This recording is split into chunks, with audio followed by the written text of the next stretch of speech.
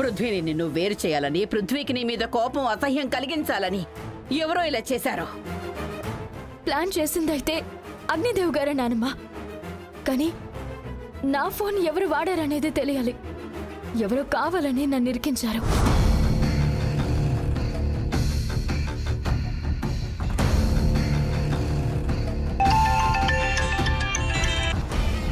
Hello, ఎవరు?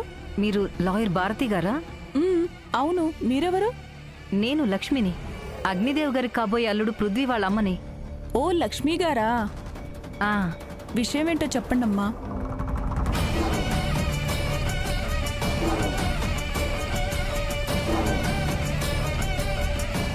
అర్థమైంది లక్ష్మి గారు, ఇది మీ కోడలు నెంబరు. ఇప్పుడు నాకు కాల్ చేసింది మీరు కాదు, మీ కోడలు. విషయం ఏంటంటే తనకు సంబంధించిన కేసులు వాదించడం కోసం కాల్ చేసింది. నీ భర్త కూడా వకీలే కదమ్మా అంటే వాడొక వేస్ట్ గాడు, పేరుకే వకీల్ గాని ఒక కేసు వాదించడం నేను చూడలేదు, గెలిచింది నేను చూడలేదు, అసలు కోర్టుకెళ్ళిందే నేను చూడలేదు. వాడు వాదిస్తేనే నేను ఓడిపోవడం ఖాయం. ఎలాగైనా మీరు నా కేసు వాదించాలి, నన్ను గెలిపించాలి అని మొరపెట్టుకుంది. అది చాలదన్నట్లు మెసేజ్లు కూడా చేస్తుంది. కావాలంటే మీ భార్య ఫోన్ తీసుకొని మీరే చూడండి అని చెప్పాలి, అంతే కదా? అబ్బా, అక్షరం ముక్క పక్కకి పోకుండా నేనేం చెప్పానో అదే చెప్పారు. మరి మీ అబ్బాయి కూడా లాయరే కదా లక్ష్మి గారు? కాల్ రికార్డింగ్ లాంటివి చేస్తే నాకు ప్రాబ్లం అవుతుంది కదా. మ్యాటర్ అంత దాకా రాకుండా నేను చూసుకుంటాను. మీరేం కంగారు పడాల్సిన అవసరం లేదు. అయితే ఓకే లక్ష్మి గారు.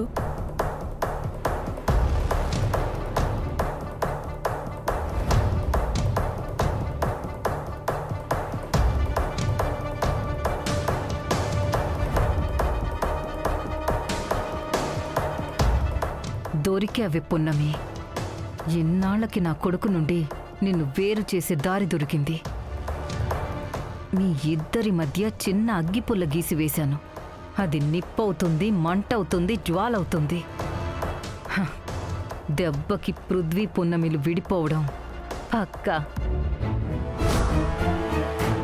నానమ్మ, తెలుసుకుంటాను. ఇదంతా చేసిందెవరో ఖచ్చితంగా తెలుసుకుంటాను.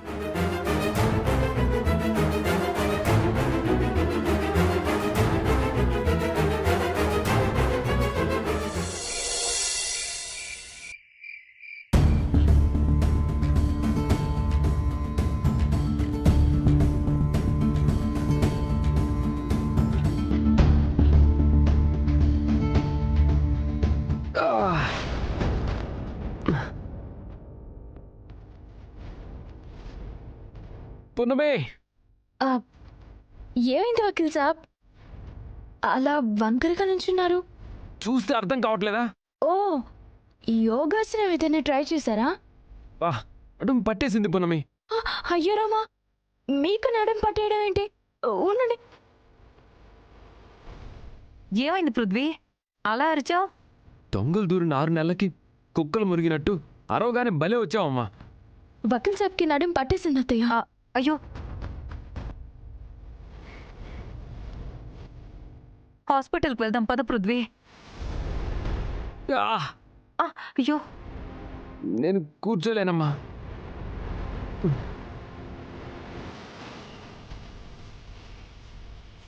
మరెలా పృథ్వీ, అలానే ఉంటావా?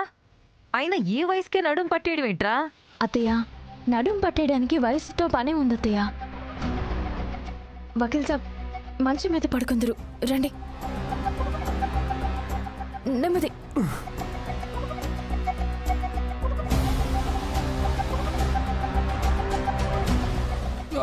అమ్మా, జాగ్రత్త.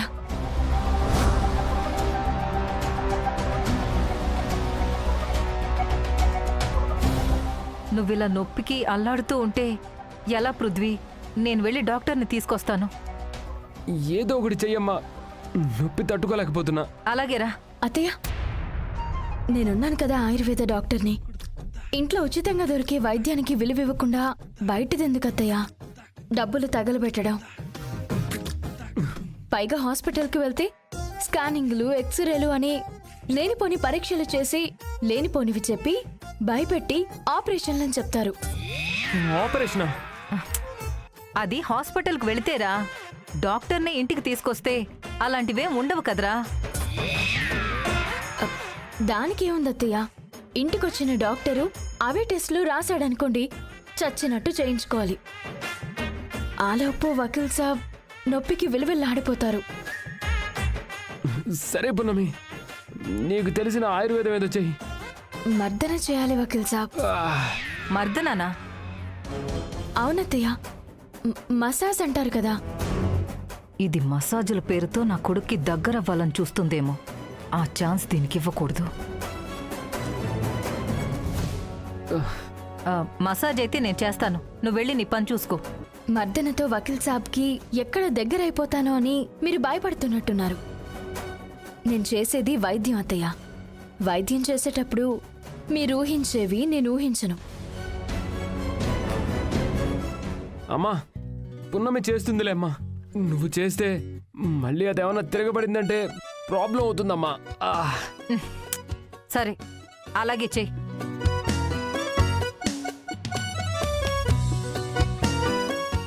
ఏం చేస్తున్నావు పున్నమి? త్వరగా చెయ్యి. ఆ, ఆ, ఆ, త్వరగా కానివి పున్నమి, నొప్పి చాలా ఎక్కువ ఉంది. అలాగే వకీల్ సాబ్. పున్నమి, ఏం చేస్తున్నావు? మర్దన చేయాలంటే బనీన్ తీయాలి కదా వకీల్ సాబ్. సరే, త్వరగా.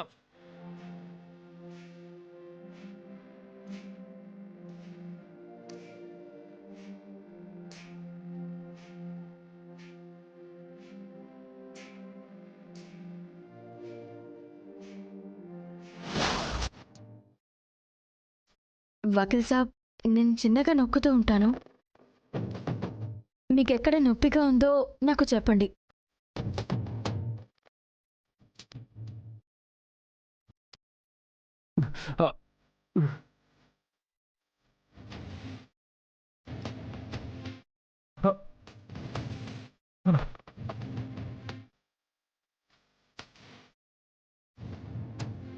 కొంచెం ఓర్చుకోండి వకీల్ సాబ్, తగ్గిపోతుంది. అమ్మా! అయిపోతుంది వకీల్ సాబ్, తగ్గిపోతుంది. చంపేస్తావా నా కొడుకుని? అత్తయ్య, 10 నిమిషాలు వదిలేయండి. వకీల్ సాబ్ గంతలేసుకుంటూ తిరుగుతారు.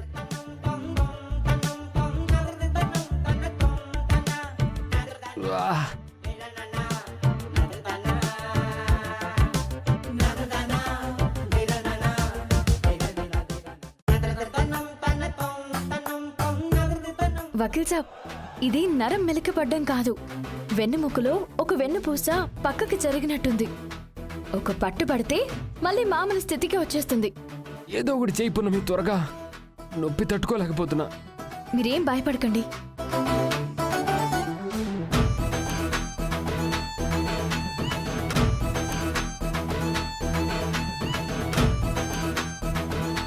వకీల్ సాబ్, పక్కకెళ్ళిన వెన్నుపూస దారిలోకి వచ్చేస్తుంది. ఇప్పుడు కాలితో ఒకసారి మొత్తం తొక్కితే దెబ్బకి సెట్ అయిపోతుంది. అమ్మా, అది కూడా ఒకటి ఉందా? ఉంది వకీల్ సాబ్. సరే, కానివి పున్నమి. ఆ,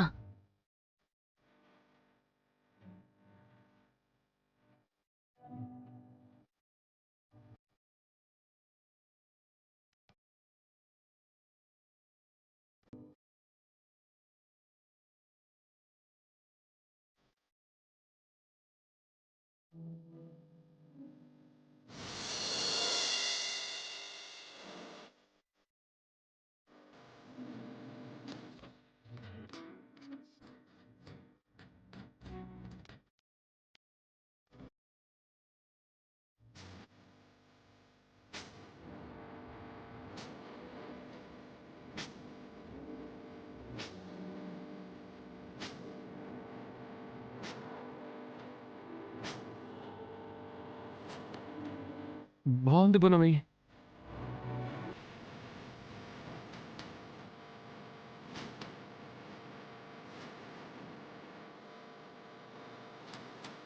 నొప్పి తగ్గిపోయిందా వకీల్ సాబ్?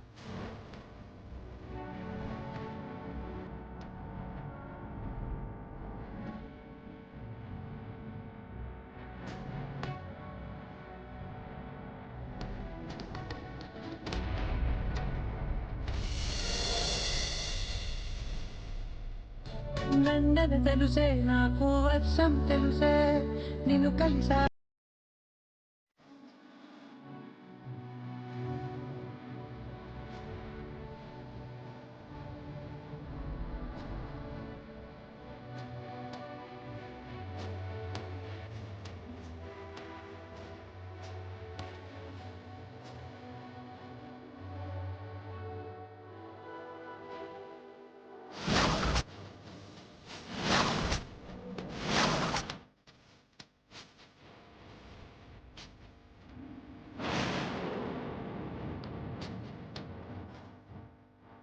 అనుకున్నానే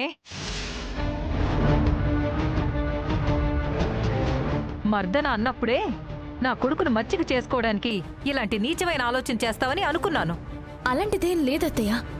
కాలు జారి పడ్డాను. కాలు జారి పడ్డావో కాలు జారడానికే పడ్డావో అర్థం అవుతుంది.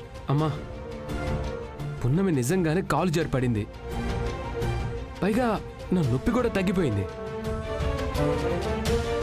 సరే సర్లే, దీని గూడెం తెలివితేటల్ని ఉపయోగించి నా కొడుకుని లొంగ తీసుకోవాలని చూస్తుంది.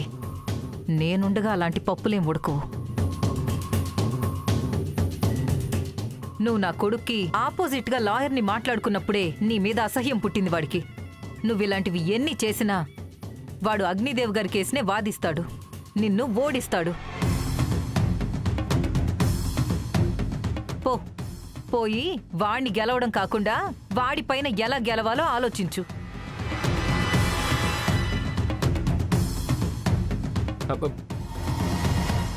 అమ్మా,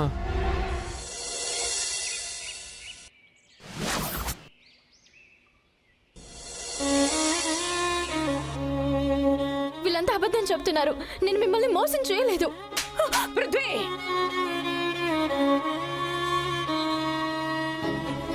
ఏ లాయర్ దగ్గర నేను కేసు గెలవలేను, న్యాయం చేయలేదని చెప్పావో, నా నల్లకోటు పరువు తీసావో అదే లాయర్ ముందు చెప్తున్నాను. నేను ఈ కేసు టేకప్ చేస్తున్నాను. నువ్వు నా కొడుక్కి ఆపోజిట్గా లాయర్ని మాట్లాడుకున్నప్పుడే నీ మీద అసహ్యం పుట్టింది వాడికి. నువ్విలాంటివి ఎన్ని చేసినా వాడు అగ్నిదేవ్ గారి కేసునే వాదిస్తాడు, నిన్ను ఓడిస్తాడు.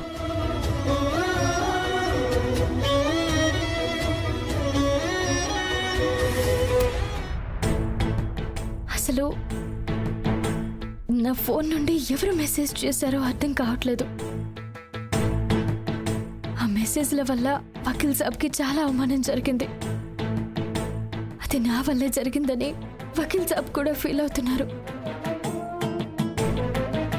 వకీల్ సాబ్ నన్ను నమ్మాలంటే ముందు ఇదంతా చేసింది ఎవరో తెలుసుకోవాలి.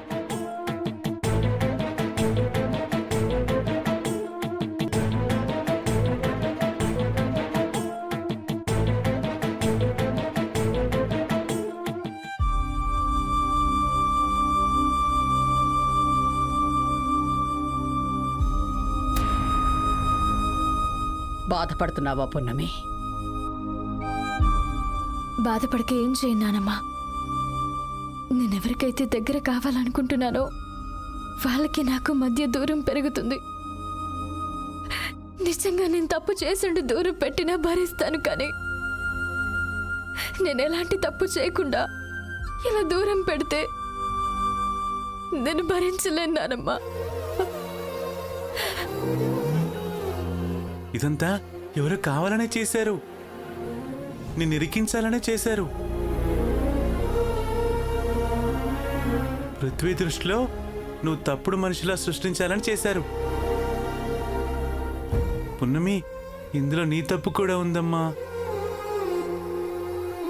కొండమ్మ యాక్సిడెంట్ అయిన విషయంలో ఏం జరిగిందో మాకైతే తెలీదు, కానీ ఏం జరిగినా నువ్వు ముందుగా పృథ్వీకి ఓ మాట చెప్పాల్సింది. పృథ్వీకి చెప్తే లీగల్గా ఎలా వెళ్లాలో కూడా నీకు హెల్ప్ చేసేవాడు. అవును పున్నమి, అలా చేసుంటే నువ్వు వేరే లాయర్ని కలిసావంటే కూడా పృథ్వీ నమ్మేవాడు కాదు. అవునానమ్మా, ఆ విషయంలో నేను చేసింది తప్పే, కానీ ఈ లాయర్ విషయంలో వీళ్ళంతా చెప్పినట్టు నేనేం చేయలేదు నానమ్మా. తెలుసమ్మా. జరిగిందేదో జరిగిపోయింది. ఇప్పటికైనా పృథ్వీ దగ్గరికి వెళ్ళి క్షమాపణ అడిగి జరిగిన నిజం చెప్పు పున్నమి. లేదు నానమ్మ, వకీల్ సాబ్ కోపంగా ఉన్నారు. చూడు పున్నమి, భార్యాభర్తల బంధంలో ఎన్నో వస్తుంటాయమ్మా. అన్నీ కూడా క్షమించమని అడిగే మనిషి వల్లనో, అడగకుండానే క్షమించగలిగే గుణం ఉండే మనిషి వల్లనో సమస్యలు తీరిపోతాయి.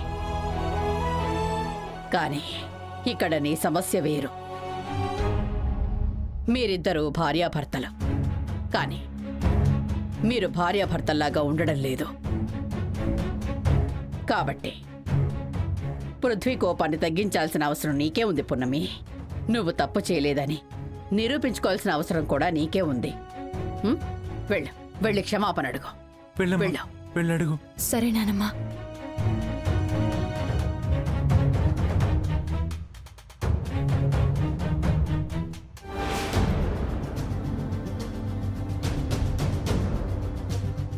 పున్నమి ఇలా చేస్తుందని నేను అస్సలు ఊహించుకోలేదు.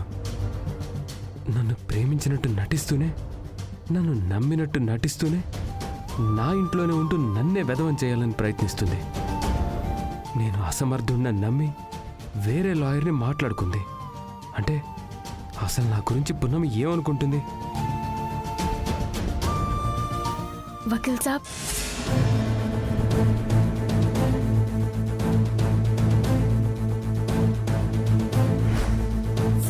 నన్ను క్షమించండి వకీల్ సాబ్. అంటే ఇదంతా నువ్వే చేసావని ఒప్పుకుంటున్నావు కదా?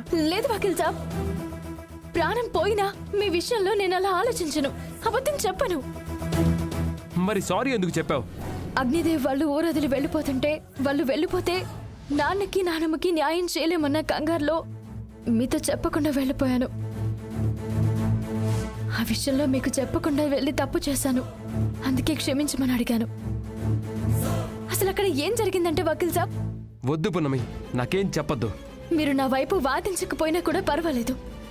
కనీసం నిజమేంటో తెలుసుకోండి. వాళ్ళ మాటలు నమ్మి మోసపోకండి వకీల్ సాబ్. మోసం గురించి నువ్వు మాట్లాడుతున్నావు పున్నమి?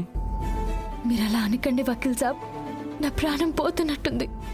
మీ సాయం లేకుండా ఆ అగ్నిదేవ్ వాళ్ళతో నేను యుద్ధం చేయలేను. మీరు నా పక్కనుంటే చాలు, ఎలాంటి యుద్ధాన్నైనా గెలిచేస్తాను. ఇలాంటి మాటలు బాగా నేర్చుకున్నావు పున్నమి. నా సహాయం లేకుండా నువ్వు యుద్ధం గెలవలేవని చెప్పి ఇంకొక లాయర్తో మాట్లాడుకున్న విషయం బయట పడేంత వరకు నీకు తెలియలేదా పున్నమి? ఈ బుద్ధి లాయర్కి ఫోన్ చేయకముందు ఉండాలి, మెసేజ్ పెట్టకముందు ఉండాలి, కనీసం అందులో నన్ను తిట్టకముందైనా ఉండాలి. కేసు విషయంలో ఎవరు ఏ లాయర్ని మాట్లాడుకున్నా తప్పులేదు. ఎవరి సౌకర్యం వాళ్ళది. అలా అని ఒకరిని తక్కువ చేసి మాట్లాడడం, అవమానించడం కరెక్ట్ కాదు. ప్లీజ్ వకీల్ సాబ్, నేను చెప్పేది ఒక్కసారి వినండి. నేనేం వినదలుచుకోలేదు పున్నమి, వదిలే. లేదు వకీల్ సాబ్, మీకు నిజం తెలియాలి. వాళ్ళ తరపున వాదిస్తే మీరే గెలుస్తారు, నాకు కొండమ్మకి శిక్ష పడుతుంది, ఈ కేసు వదిలేయండి అని చెప్తున్నావు, అంతే కదా పున్నమి? అప్పుడు నువ్వు మాట్లాడుకున్న లాయర్ గెలుస్తుంది, నేను వెధవనవుతాను. అదే కదా పున్నమి నీకు కావాల్సింది? అలా ఏం లేదు వకీల్ సాబ్, అసలు ఆ లాయర్ని నేను మాట్లాడలేదు. స్టాప్ ఇట్ పున్నమి. చెప్పిన అబద్ధమే 10 సార్లు చెప్పినంత మాత్రాన నిజమైపోదు. వ్యక్తిగత జీవితంలో పొరపాటు జరిగితే క్షమిస్తానేమో కానీ వృత్తిపరంగా ఎలాంటి పొరపాటు జరిగినా క్షమించను. అక్కడ అమ్మ పెళ్ళాం అనే భేదాలు చూడను. నాకు తెలుసు వకీల్ సాబ్, కానీ నేను చెప్పేది ఒక్కసారి వినండి ప్లీజ్. ఏయ్ పున్నమి,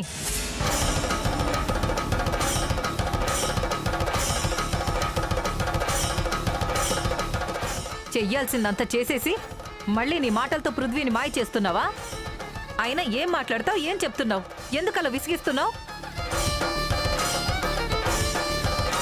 పృథ్వీ కేసు టేకప్ చేసుకున్నాడు కదా, ఇంకా వెనక్కి తగ్గే ప్రసక్తే లేదు. నువ్వు ఎంత ప్రయత్నించినా వేస్ట్, కానీ వెళ్ళి నీ పని చూసుకోపో. అది కాదత్తయ్య, మీరైనా నా మాట వినండి. నువ్వేంటో నీ బుద్ధేంటో ఈరోజు నాకు బాగా అర్థమైంది. నీకు తగిన గుణపాఠం రేపు నా కొడుకు కోర్టులో కేసు గెలిచాక నీకు శిక్ష వేయడంతో చెప్తాడు.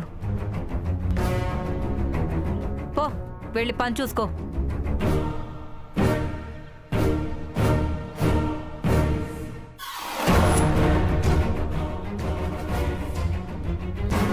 పృథ్వీ, అదేదో మాయమాటలు చెప్పి నీ ఆలోచనల్ని మార్చడానికి చూస్తుంది. నువ్వు మాత్రం తగ్గకు. దాని మాయలో పడకురా. లేదమ్మా, వృత్తిపరంగా ఎలాంటి మాటలకి లొంగే మనిషిని కాదు. ఖచ్చితంగా నేను టేకప్ చేసిన కేసు గెలుస్తానమ్మా.